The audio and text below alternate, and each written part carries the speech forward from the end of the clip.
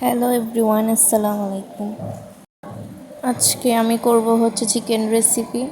তো ফার্স্টে আমি চিকেনগুলো ধুয়ে নিলাম। তারপর হচ্ছে যা যা লাগবে পেঁয়াজ, রসুন, টমেটো, ধনেপাতা কেটে নিলাম। এখন আমি একটু তেল দিলাম পাত্রে। তারপর হচ্ছে এখন সেখানে আমি চিকেনগুলো দিয়ে দিব। এটা আমি হচ্ছে একসাথে সব দিয়ে দেন চুলায় বসা দেব। চিকেনগুলো দিয়ে দেওয়ার পর সেখানে আমি পেঁয়াজগুলো দিয়ে দিব।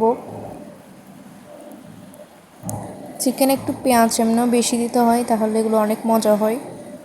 পেঁয়াজ দেওয়া হলে এখন আমি সেখানে কাঁচামরিচ, তারপর হচ্ছে টমেটো, তারপরে আমার রসুন বাটা, আদা বাটা যা যা আছে এগুলো আমি দিয়ে দিব।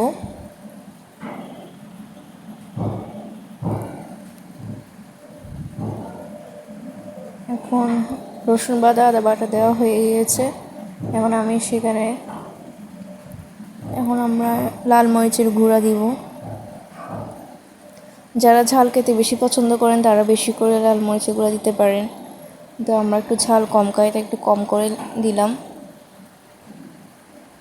হলুদের গুঁড়া, তারপরে মশলার গুঁড়া, জিরা গুঁড়া যা যা আছে মশলা জাতীয় সেগুলো আমরা সব দিয়ে দিলাম।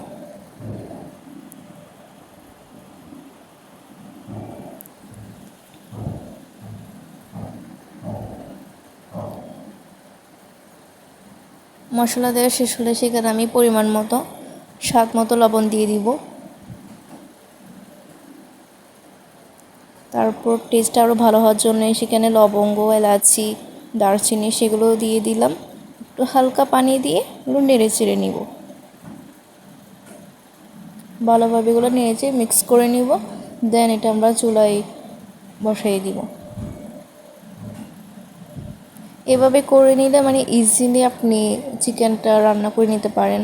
একসাথে সবগুলো দিয়ে ডাইরেক্ট চুলায় বসে দিবেন, দেন চিকেনটা হয়ে যাবে আস্তে আস্তে। দেখেন কত সুন্দর হয়েছে, মাশাআল্লাহ। এভাবে আপনারাও করে নিতে পারেন।